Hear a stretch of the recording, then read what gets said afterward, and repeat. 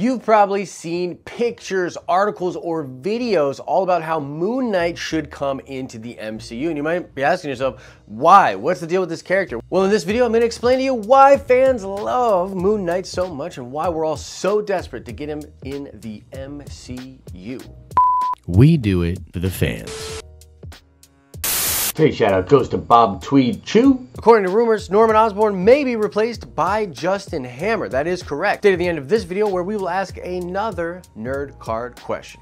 Okay, you guys hit us up on social media a bunch about this video and we are answering your call. You wanted a Moon Knight video and now you'll get it. But do me a favor and use the powers of Khonshu and smash like on this video, especially if you want more videos like this. All right, so Moon Knight, why do people love him? Well, let's give you the TLDR. Moon Knight is an American comic book character. He was ex-military and then becomes a mercenary. His basic origin story is he's protecting these archaeologists in Egypt and they are in this sort of temple. He gets killed by this other bad guy dude, left for dead, and then the followers of this god Khonshu that are in this temple, they bring his body to this altar and Khonshu resurrects him, giving him powers. And then he has a convoluted comic book history of doing all sorts of crazy things, from becoming a billionaire, becoming a secret taxi driver, sort of being like Batman, sort of being schizophrenic. He's a hero, kind of anti-hero, yeah. I once heard it described that he is basically Batman and Joker in the same character, particularly when it is being investigated that he's crazy. So in a lot of the comics, one of the things that's really cool is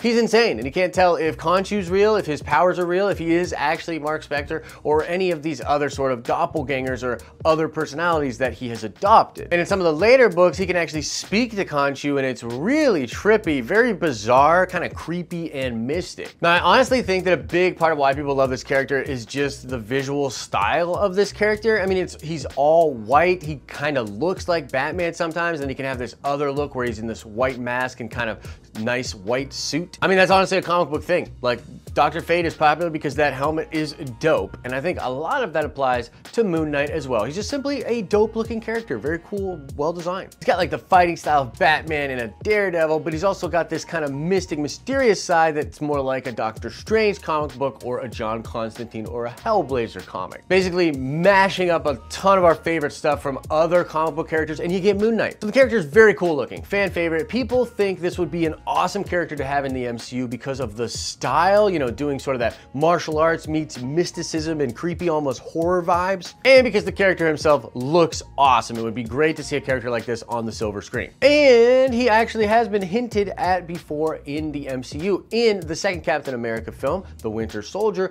when Hydra has that algorithm that's looking for people that could potentially threaten their, you know, world-dominating plans, they make reference to the man from Cairo. That is Mark Spector, aka Moon Knight. By the way, they also mention Stephen Strange in that same sentence. Very interesting stuff too. The Mystic dudes all in the same sentence there, Hydra. Very cool. So let's talk about a couple of different ways that they could actually bring Moon Knight into the MCU. Number one, they could of course do a solo Moon Knight movie. As I've said, this could be very interesting and kind of different in a style than a lot of the stuff we've seen in the MCU as of late. You could bring in horror elements, you could bring in some of the elements of the noir crime Batman stories. I mean, technically, if they beat Matt Reeves to the punch, they could give us the best Batman film we've had in 10 years, and it would be at Marvel. That'd be kind of interesting.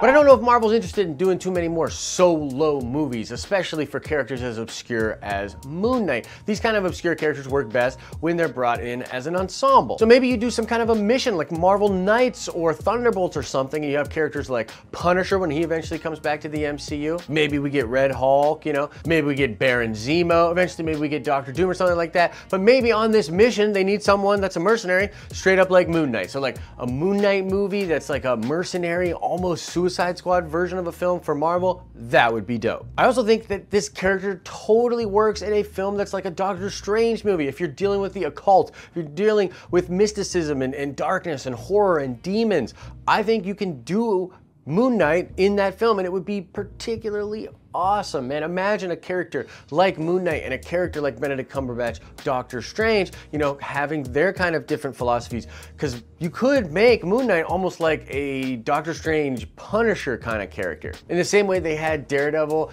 and the Punisher sort of have their two ideologies clash in the second season of Daredevil on Netflix, you could have a similar thing happen with Doctor Strange and Moon Knight. They're just totally clashing views on, you know, the mysticism, the dark arts, what one does as someone who can control and has the use of magic. But that's basically it. That is why Marvel fans are so hyped on Mark Spector, aka Moon Knight, and why we want Moon Knight so badly in the MCU. Also, I speculate a little bit about how he could come into the MCU. Let me know what you're thinking about any and all of that in the comment section below. All right, now let's check the nerd card before we get out of here. I want to know, what is the name of the alter ego that Mark Spector creates that's the billionaire, sort of the Bruce Wayne character that he invents for himself? Yeah, what was the name of that character? Answer that question in the comment section below. As I always say, I hope you're having an awesome and a nerdy day, and I'll see you in the next video.